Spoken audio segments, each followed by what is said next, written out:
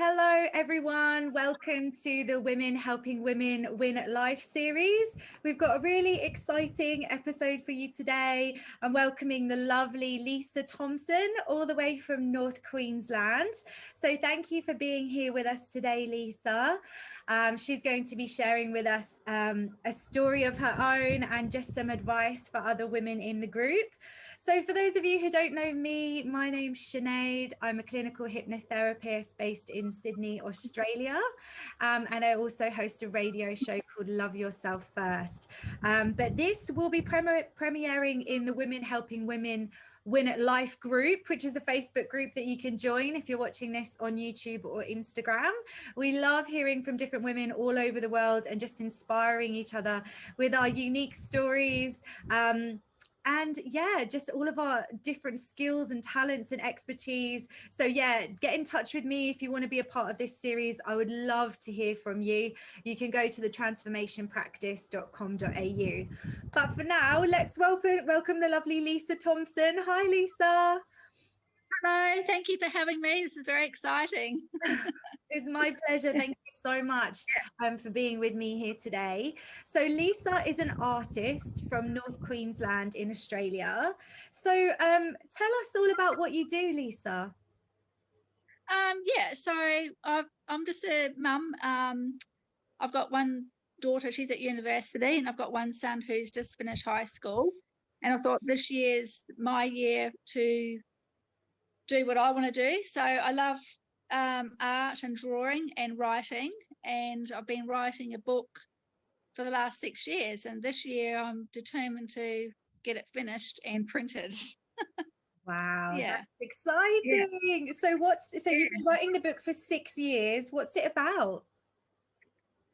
So basically 30 years ago or so, I was shipwrecked, and we were marooned on a deserted island and left for dead for 4 days.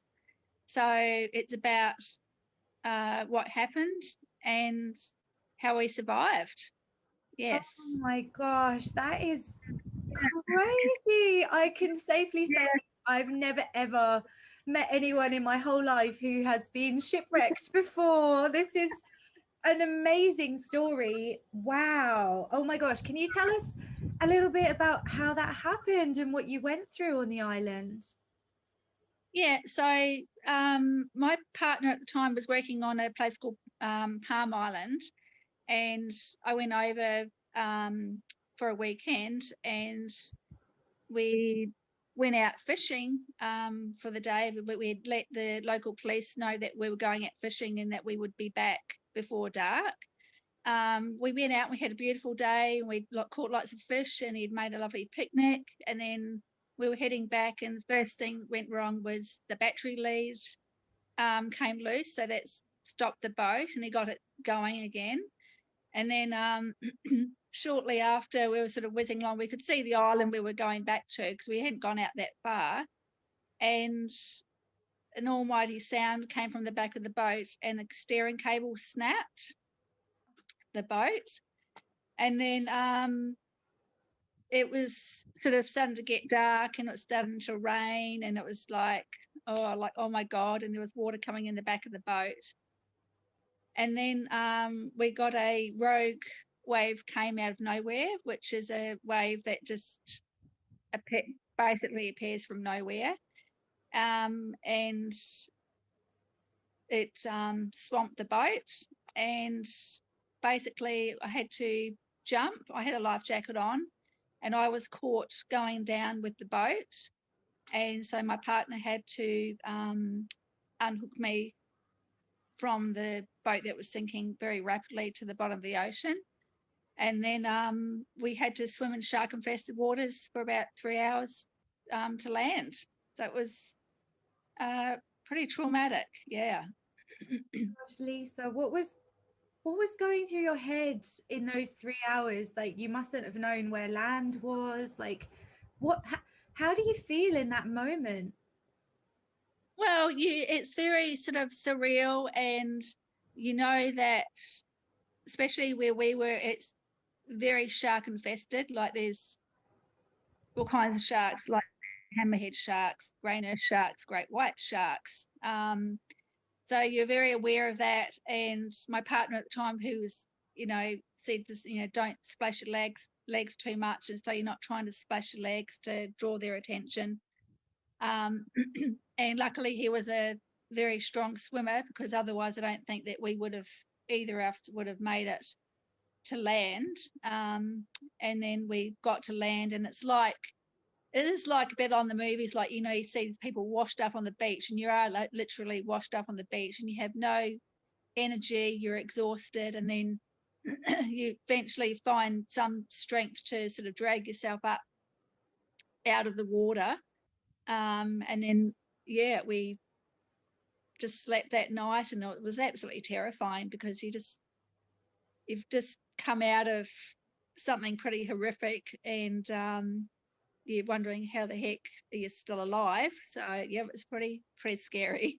Yeah. So you had no idea where you were when you washed up on this beach? Like, there was no, kind of geography that could help you understand where you were? Oh my gosh. So we woke up the next morning, and we sort of looked around, and we thought that we were back on the Palm, like the back of Palm Island, which we originally came from. But after walking a little bit, we decided we were on the back of when we were found, we were actually on the back of Phantom Island, which is opposite Palm Island, which is about 2 or 3 miles away. And it was pretty awful, because at night time you could hear the music and hear see the lights from the island. It was sort of very close, but not, too far. And my partner tried to swim, but up there's also sea snakes, and so he sort of tried once, and then he nearly got bitten and gave up on that idea. And it was pretty awful, because we had no food, we had no water, but it rained every night, so we found, we had water, and we ate rock oysters, because there was really no other food on the island. And a search didn't go out until the Monday, so we were stuck there Friday, Saturday, Sunday, Monday, before a search party even was conducted. So that was pretty horrendous, and pretty slack on the police side of things. Oh my gosh. Yeah. When you were there, what was it like emotionally? Like, were you crying a lot? Were you arguing a lot? Were you panicked or anxious? Because I can imagine, like, obviously you've got nowhere safe to sleep. I mean, thank gosh that you had your partner there, I guess, to construct some sort of thing to sleep under. I mean, how did you stay dry? Yeah. Sounds... Yeah, well, he actually built, like, it's called a humpy, so it's like constructed out of, bits of driftwood and palm leaves and stuff like that. So we had shelter, and that was good. But it's, like, you're sleeping on rocks, and you're cold, because it rained nearly every night, and I only had my bikini on, so, and I got very, very sunburnt as well, because it's Friday, Saturday, Sunday, Monday before even a search party comes out. And then they sent out a plane from Townsville, but the air sea rescue plane basically flew in the wrong direction from where we were. So after that, like, you just think, well, if a plane can't see us, well, who's going to find us? So then you kind of give up. Like, you think, if I fall asleep and I don't wake up, I don't really care, because, air sea rescue, you'd think that they would find you, but they actually flew in the wrong direction, which was just absolutely horrendous. So yeah, it was awful. And the hunger as well, because you're obviously thirsty, dehydrated, you're cold, you're just wearing a bikini. Like, how do you feel in that time? Like, are you Are you losing your perception of reality? You know, because all I can think of is like Castaway with Tom Hanks, right? Well, you know, when he starts just having like complete visions, seeing things that aren't there. Was that a bit what it was like? Because I know it sounds like it's only a few days, but time must go on forever when you are in that situation and you have no idea if someone's even going to find you. Well, you lose perception of time. Like it's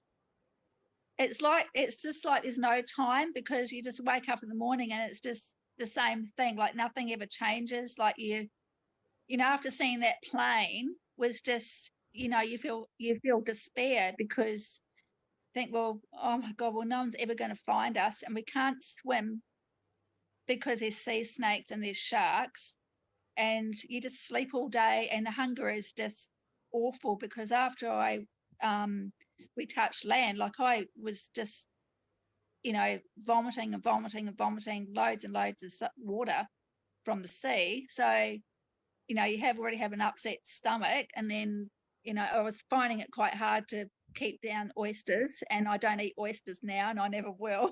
So I find them absolutely disgusting. People go, "Oh, yum, oysters!" And I go, "Oh my God, how can you even stomach?" No, So, not exactly the aphrodisiac you want. Like stranded on a desert island, how romantic. All we have to eat is oysters. yeah. So I slept a lot, and I got very sunburnt because I've got very fair skin. And, you know, like the second, third day, you think, well, if I fall asleep and don't wake up, I don't I don't care, because you just you just give up. You just give up. And people say, well, why didn't you light a fire or something like that? Like it rained every night, and couldn't everything, all the driftwood's wet, and especially after, like, when the plane goes over and they don't even see you, you know, you're waving out crazily. Think, well, what, you know, there's just feel like there's just no point. There's just so much despair. So it was just, yeah, it's pretty awful. Like you just, you know, you think, oh God, I'm never going to see anyone again, or family, and it's just a really awful feeling. It's just terrible. So yeah. Did your partner manage to keep spirits up, or were they going through the same thing, that despair, that kind of, because I think if there's one of you that can kind of stay strong and be like, don't worry, we're going to make it through, but if both of you are kind of thinking, I don't know if we're going to get out of this alive, it changes things. Like, how did you lean Yeah. on each other? How did it affect the relationship? Yeah, well, I leaned on him a lot, and I think he felt a lot of responsibility, because, you know, we probably shouldn't have gone out in the boat in the first place, because, you know, a boat just doesn't fall apart usually from a rogue wave. Like it was just like a 24-foot half cabin cruiser boat, like with a big outboard on the boat at that, like fiberglass. So the boat was probably, you know, old and rotten. So, because I remember looking at it before we left, and I'm thinking, oh, I don't look that seaward. Then I sort of thought, oh no, there's some, you know, life jackets in there, and there's some flares and stuff, and like even like when everything was going wrong, like the flares wouldn't even work because they were so old.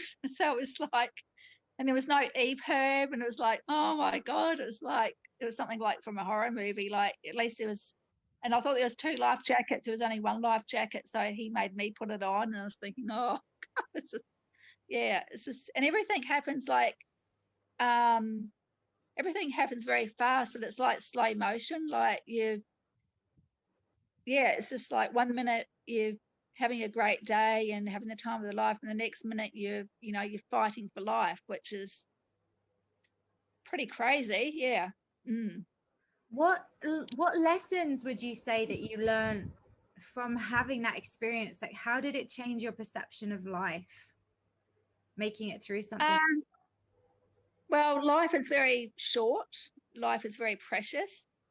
And I also, you know, I say to my kids, like, even though they're not here all the time, or Bridget's away at university, we say each other each and every single day, like, it might be 10 times or 20 times a day, you know, I love you to the moon back. And I just think that's very important, that you should say to loved ones that you love them every single day, whether it's, you know, a text or an email, because you really don't know when your time's up. And the other thing is too, like when we were eventually found, the local policeman was writing out a coroner's report, which was pretty horrendous, because the police had told me, because I'm from New Zealand, they'd gone and told my mum, oh, you know, your daughter's presumed missing, dead, you know, we can't find them. And then, you know, they go back a few days later and go, oh, yeah, we found them. It's like, oh my God, it's like, that was the worst thing. And the way that they conducted the search was just, you know, terrible, because, you know, basically they only one day searching and then basically gave up. So it was a couple of fishermen that found us, because, you know, there was people got wind of, you know, what had happened, you know, and if they hadn't found us, well, God only knows how many more days I could have survived, you know, dehydrated and sunburnt. So lucky we were found, but, you know, in the end, you know, still, you know, the local police writing out a coroner's report, I think that's pretty, you know, like after 4 days, that's pretty, like, I don't think it would be done these days. Not, No, yeah. no, that's crazy. That, yeah, I mean, you Yeah. just made it. So fishermen came and found you. That's what happened. Yeah. So you saw Yeah. the boat. Tell us about the moments that you were saved. Like, where were you? How did you get their attention? What happened?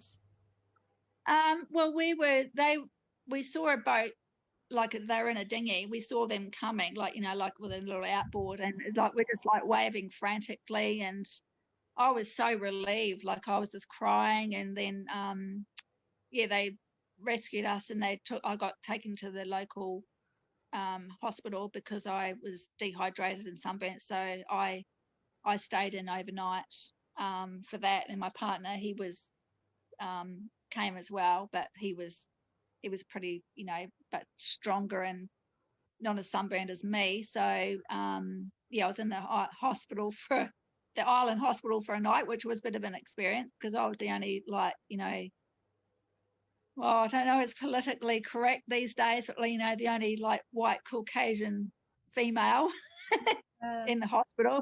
Yeah, Palm Island has islanders on it. So Did they all yeah, know so this story? Did they all know who you were? Because I imagine the case would have been quite famous, obviously, having tourists go missing on a boat. Like, at least it would nowadays. I'm not sure how it would be 30 yeah. years ago, but you must have been quite the famous celebrity, no? No, it was all pretty low key, really. I think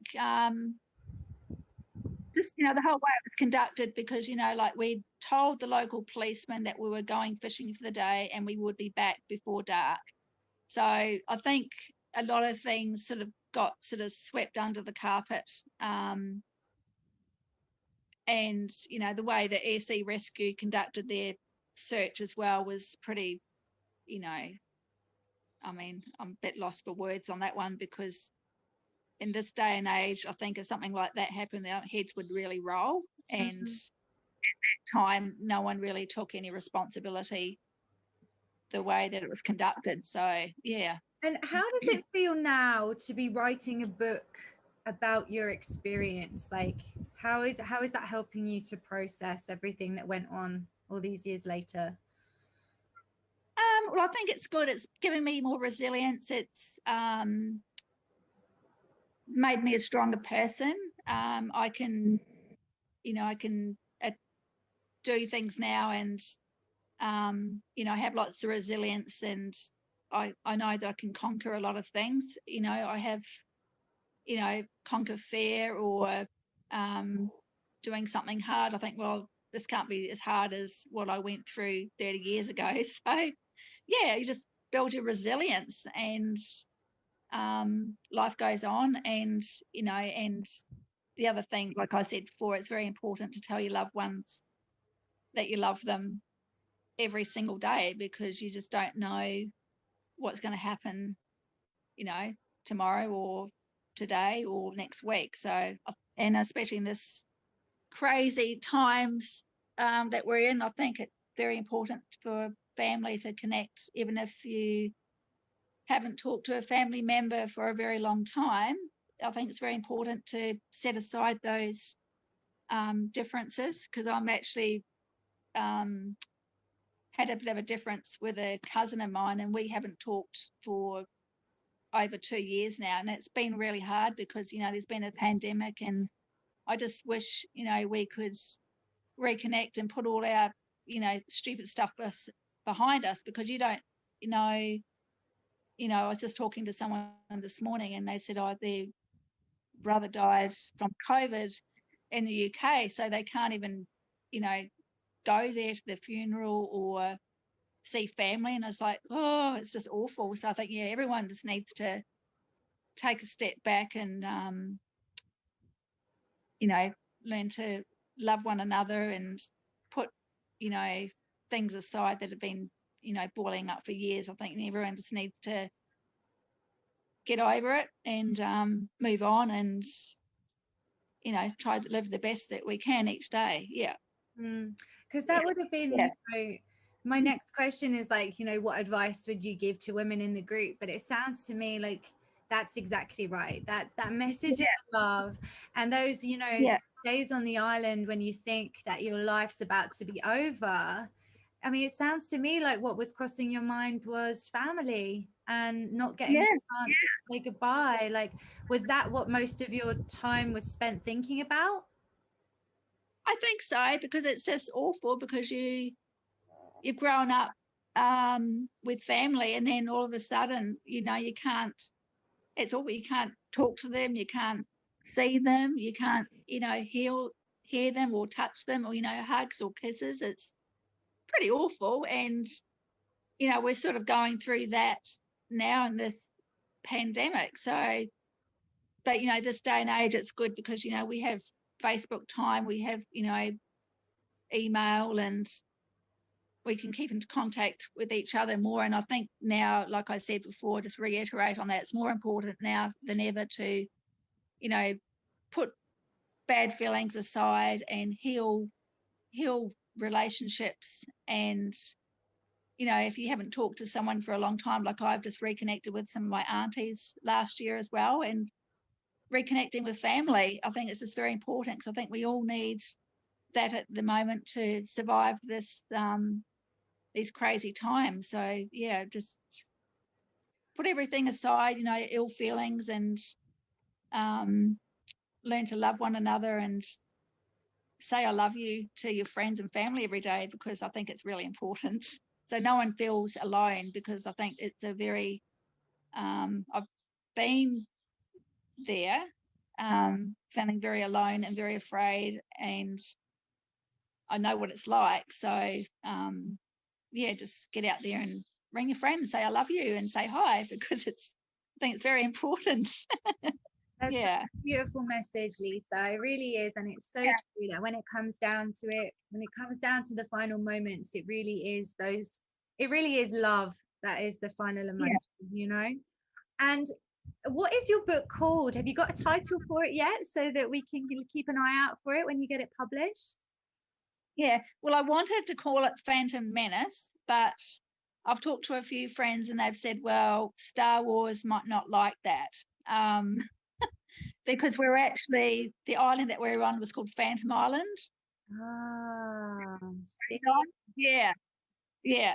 So, but a few author friends have said the Phantom Menace might not be that good, because Star Wars might start jumping up and down, and people might get the wrong message. They might think it's a book about Star Wars, the Phantom Menace, and but then there's so many stories to come up with something to do with Phantom. If anyone's got any ideas in the women's group, comment below. Give us some ideas. Yes. But Lisa, that would be great. We will look to follow you. So where can we follow you online, so that we can find out when your book's released and see some of your poetry and your art as you release it over the coming months? I will, straight after this, I will send a link to my Instagram page, and that would be fantastic if people could follow me or like me or comments for my new book title would be great. Wonderful. Yes. That's great. Well, I'll make sure I share that beneath this video, wherever it is, on YouTube or Instagram or in the Women Helping Women Win It Live group. I'll put Lisa's Instagram so that you guys can follow her. I mean, what an amazing story, what an amazing woman. And thank you so much for sharing that with us today. It really is inspiring just to hear people who have been through real life or death situations and the clarity that it brings to your life afterwards. And I think that message that you've given us all today is so important. So thank you for the reminder. We can't wait to read the book. And yeah, I'll try and think of a name. I'll try and help you come up with some cool names. I'm sure some of the women in here will be able to help. Well, thank you so much, Lisa. You have a wonderful day, and we'll speak to you again soon. Take care. Bye. Thank you very much for having me. Thank you. Bye.